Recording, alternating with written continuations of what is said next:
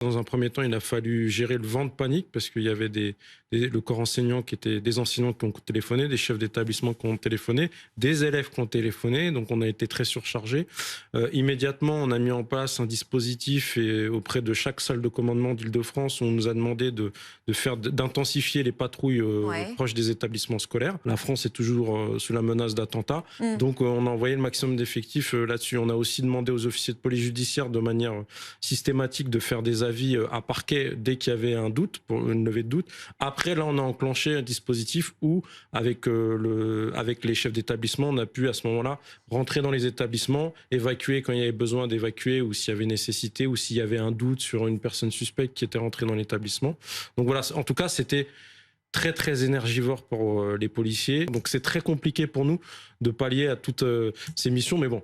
Ce sont les enfants de la République, donc on assure ces missions. On a un gros problème avec les RICS aussi en ce moment. On en a parlé sur ce plateau-là où on a certains jeunes délinquants ou primo-délinquants ont atteint un niveau de violence qui est très impressionnant. C'est très particulier en plus ce matin, j'ai appris une nouvelle.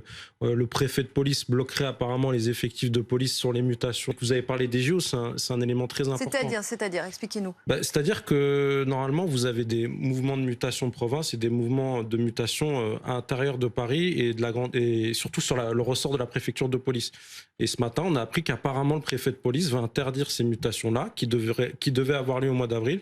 Ces dernières seront décalées au mois de septembre. Pour pouvoir garder plus de moyens. Non, c'est-à-dire non, c'est pas ça. Non, c'est intra-PP, c'est-à-dire que ce sera du changement sur place. C'est pas le problème, c'est que on veut bloquer les collègues pour être sûr d'avoir tel effectif et tel effectif. Par exemple, Monsieur Reda, il sera affecté là, on va l'utiliser pour ça. Pour moi, c'est pas normal parce que la police, en ce moment, elle vit depuis un an des moments très, très, très difficiles et on peut pas aujourd'hui se permettre, pour que la police travaille bien, il faut qu'un policier soit bien dans sa tête pour bien travailler. En ce moment, les conditions pour nous, elles sont très difficiles. Mais sachez en tout cas que depuis Arras, par rapport à ce que vous disiez tout à l'heure, depuis Arras, on a une jurisprudence de terrorisme et ce sera la manière dont les policiers... Arras, où un enseignant a été assassiné par un terroriste. Par l'un de ses anciens élèves. Tout à fait. Depuis ce jour-là, la façon dont on intervient dans les établissements scolaires, elle a complètement changé.